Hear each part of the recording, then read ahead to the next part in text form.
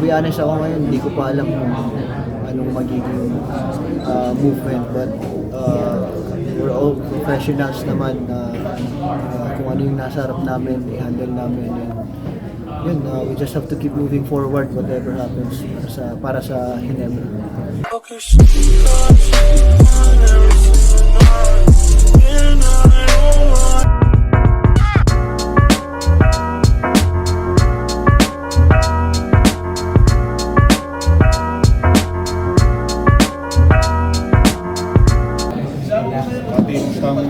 After ng Asian Games, daming masayang nangyari sa'yo.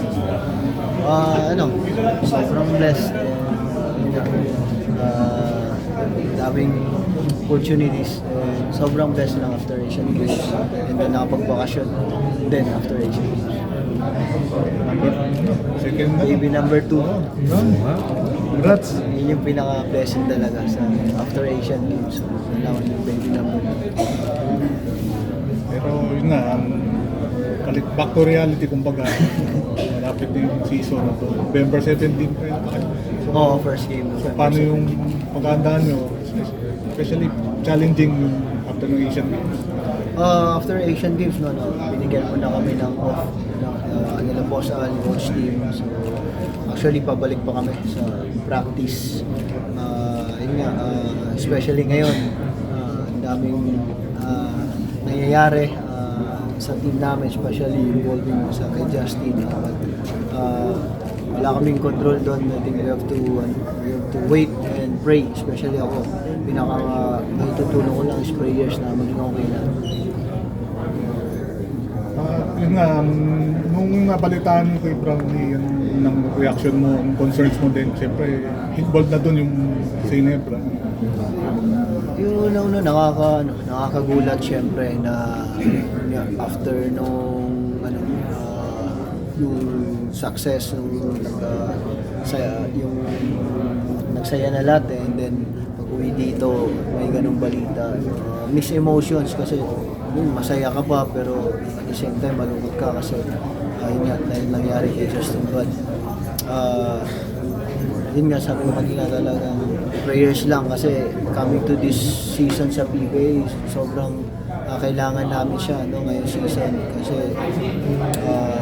kailangan din namin bumounce back after nung natalo kami ng finals, di ba? I'm sure thinking kay Justin excited din siya na to bounce back sa PBA. Iba din yung after winning gold medal and then maglaro kami sa PBA ulit na magkakasama intact. So, iba pa rin yung kasama mo si Justin Brown sa PBA. Pero Scotty, may malaking possibility na hindi si Justin hindi import na rin sa ngayong Commissioner's Cup kung sakaling masuspend siya. Ano na yung magiging mindset ng team na yun? Hindi baka nang import na kakampi for the first time in a long time. I think para sa amin, sobrang hirap, kasi we all know si Justin nakasama na namin for how many years, especially ako personally. Ang dami na namin ups and down ni Justin sa team.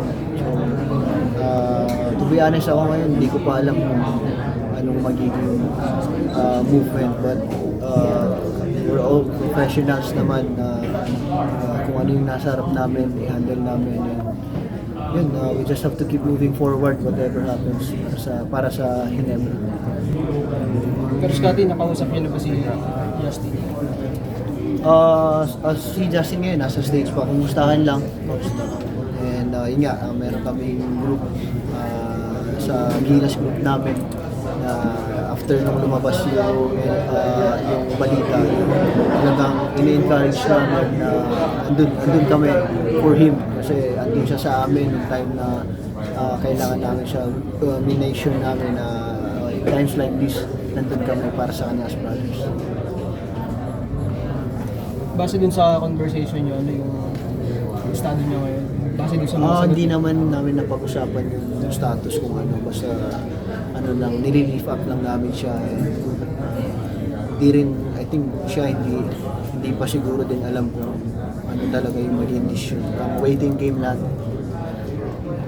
Pati yung lahat ng nasa Asian Games team, siyempre coming to the season, may expectation matataas yung laro. Ikaw din, do you think that would make you chase a title na mas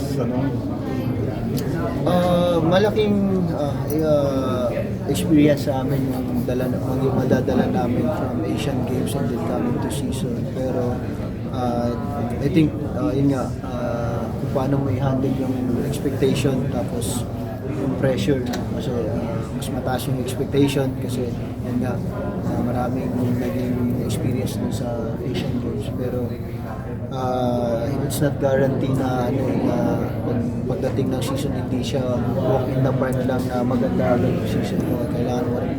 Kailangan mo pa rin trabahuin day in day out sa practice. Scott, Scott, World Cup, Asian Games, kumbaga ikaw yung starting guard talaga ng Gilas. Anong Scottie Thompson yung asahan sa PBA na kumbaga dala yung mga experiences mo? Siguro for me, same mindset pa rin, no? All out pa rin every game. Bad game or good game man, make sure yung 100% effort ibibigay ko sa game. And yun nga, talagang hindi ko dadayain yung laro. Stick ako sa process. Starting sa Asian Games pa, kumaga, kung na-cloud9 ka pa rin ba, nagsiselebrate ka pa rin ba, o kumaga, back to reality na kailangan ng bumalik sa trabaho? Andun pa rin eh. Mahirap talaga maka-move on sa success, no. Ako personally, mas pag may downtime ako, mas madali ako mag-move on pag downtime, pero sa success parang nandun pa rin eh. Pero yun nga, binabattle mo yun from yung mindset mo. Kailangan makalimutan mo rin kahit paano, especially may bagong season na parating. Yun nga, na-learn ko, especially yung coaching, to keep moving forward whatever happens, bad game man, good game man, success man or failure man, you just have to keep moving forward every day.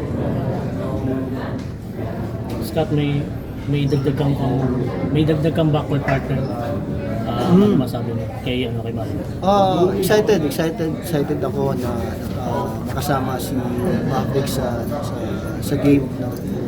Alam naman natin kung ano yung kakayahan niya, so sana maganda yung may pakita namin ngayon, especially ako sana ma-fit ko sa kanya yung kung ano yung laro niya sa sistema ni Coach Tim. Matulungan namin siya para ma-adapt agad yung gusto mong ipapagawa ni Coach Tim. Nakapag-practice na kayo with Maverick? Ako, hindi pa. Dapat today ako magpa-practice and then may event. Bukas din may event. The next day na siguro. After break namin sa Asian Games. Finalist ko ulit sa MVP, for the awards. Pero si Junior yata yung statistics. Pero may chance ka mag-back to back. Gano'ng kalaking achievement yun kung sakaling makuha mo ulit?